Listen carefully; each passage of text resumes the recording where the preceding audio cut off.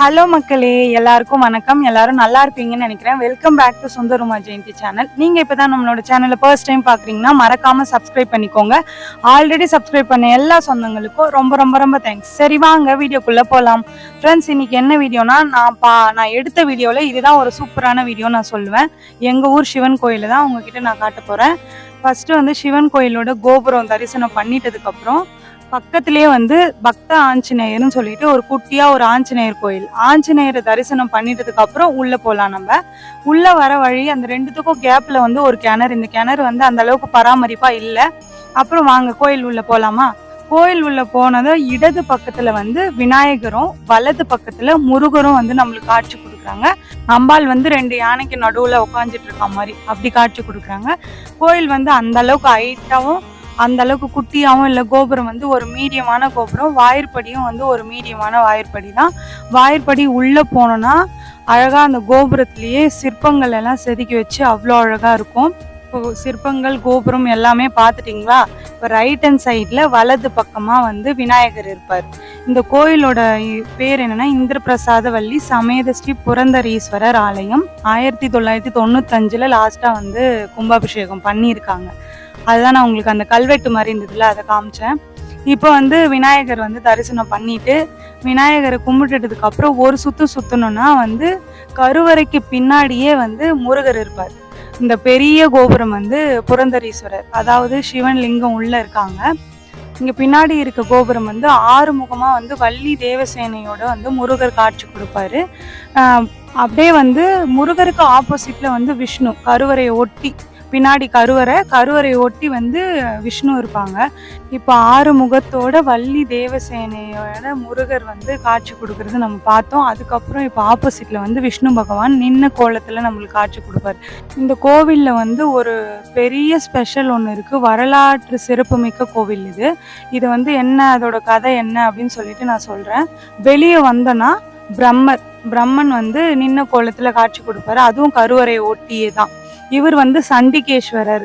அதான் சிவனுக்கு நம்ம எந்த சொத்தையும் எடுத்துட்டு போல அப்படின்னு சொல்லிட்டு இவர்கிட்ட காமிச்சிட்டு போவோம்ல, அவர் தான் இவரு.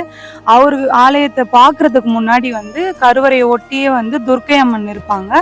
துர்க்கை அம்மனை பார்த்ததுக்கு அப்புறம் நம்ம சண்டிகேஸ்வரரை தரிசனம் பண்ணிட்டு வந்தோன்னா, சண்டிகேஸ்வரர் ஒரு சுத்திட்டு வந்தோன்னா சிவலிங்கம் ஒன்று இருக்கும். சிவலிங்கம் வில்வ மரம், ஒரு மீடியமான வில்வ மரத்துக்கு கீழே தனியா ஒரு லிங்கம் இருக்கும். அதை முடிச்சுட்டு சிவலிங்கத்துக்கு ஆப்போசிட்ல 63 நாயன்மார்களோட சிலை வச்சிருப்பாங்க. 63 நாயன்மார்கள் சிலை இடையில இந்த கோயிலுக்கு 3 வாயிற்படி. நம்ம ஃப்ரண்ட்ல ஒண்ணு பார்த்தோமா, இப்ப 63 நாயன்மார்களுக்கு நடுவுல ஒரு வாயிற்படி. அந்த வாயிற்படி தான் தெப்ப குளம், அதாவது தீர்த்த குளம்னு சொல்லுவாங்க. அந்த குளத்தோட வாயிற்படி. அந்த குளத்துல இருந்து இந்த வாயிற்படி உள்ள போலாம், வெளியே வரலாம், அப்படி இருக்கும்.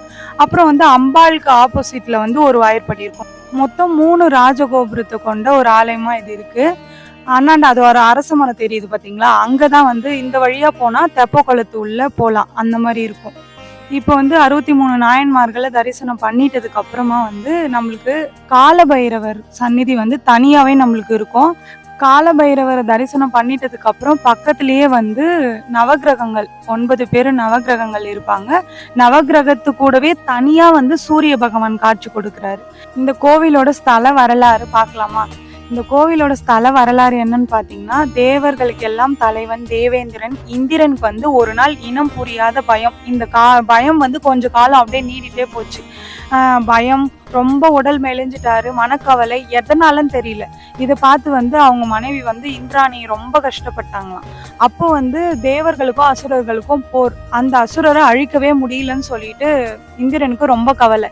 விருத்ராசுரன் சொல்லிட்டு அந்த அசுரன், விருத்ராசுரன் அந்த அசுரனை அழிக்கவே முடியல. சிவபெருமானை வணங்கி கேட்கிறாரு, சிவபெருமான் நீங்க தான் வழி சொல்லணும் அப்படின்னு சொல்லிட்டு. அப்போ சிவபெருமான் தத்தீசி முனிவர்னு சொல்லிட்டு அவரு உயிர் தியாகம் பண்ணா அவரு உடம்புல இருக்க ஒரு எலும்பை வச்சு நம்ம ஆயுதம் செய்யலாம் அப்படின்னு சொல்லிட்டு சொல்றாரு.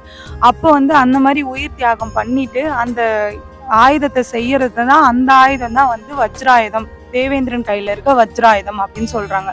அந்த வஜ்ராயுதத்தை வச்சுதான் சூரனை அழிச்சு தேவர்களுக்கு பெரிய வெற்றி ஒரு அழிச்சதுல. இது வந்து இந்திரன் வந்து இந்த போரெல்லாம் முடிச்சு தத்தீசி முனிவரை நம்ம அழிச்சிட்டோமே, அதனால அவருக்கு வந்து பிரம்மஹத்தி தோஷம் பிடிச்சிருச்சு.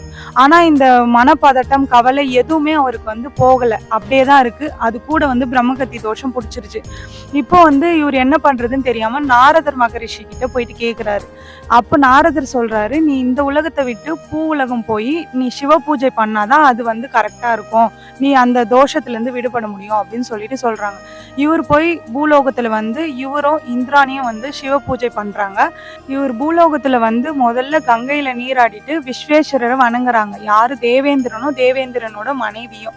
அதுக்கப்புறம் வந்து சிவன் கோவில், நிறைய சிவன் கோயிலுக்கு போயிட்டு வழிபடுறாங்க. பாலாற்றங்கரை, காஞ்சிபுரத்துல இருக்கிற பாலாற்றங்கரையில புதன் குருவா இருக்கிற புதனும் தேவேந்திரனும் வந்து அங்க வந்து சிவலிங்கத்துல வழிபடுறாங்க. அப்படியே வந்து தேவேந்திரன் வந்து வந்துட்டே இருக்கும்போது மருத காட்டை பாக்குறாரு. மருத காட்டை பார்த்ததுக்கு அப்புறம் அங்க ஒரு தானா தோன்றின சிவலிங்கம் ஒண்ணு இருக்கு. அந்த லிங்கத்துக்கு தீர்த்த குளம் இவரே உருவாக்கி தீர்த்தத்தை வந்து தினமும் பூஜை பண்ணிட்டு வராரு. இந்திராணி வந்து வாசனையான மலர்களை கொண்டு பூஜை பண்றாங்க. அப்போ வந்து அழைக்கப்பட்டவர் வந்து மருதவன ஈசன் சொல்லிட்டு அந்த லிங்கத்தை அழைச்சிருக்காங்க. இந்த பூஜையில மெச்சி சிவபெருமானும் பார்வதியுமா ஒரு நாள் வந்து காட்சி தராரு.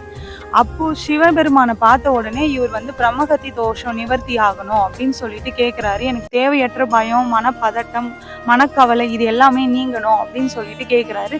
சிவபெருமானும் அப்படியே அருள் செய்யறாரு.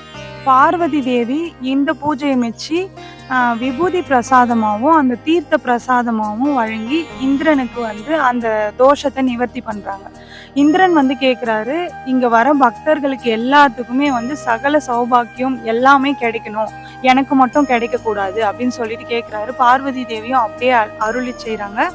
இந்திரனுக்கு பிரசாதம் கொடுத்ததுனால பார்வதி தேவி வந்து இந்திர பிரசாத வள்ளியாகவும் ஈசன் வந்து மருதவன ஈசன் அப்படின்னு சொல்லிட்டு சொன்னது. அதுக்கப்புறம் காலப்போக்கில் வந்து புரந்தர ஈஸ்வரர் அப்படின்னு சொல்லிட்டு சொன்னதாகவும் இப்போ வரைக்கும் வரலாறு இருக்கு.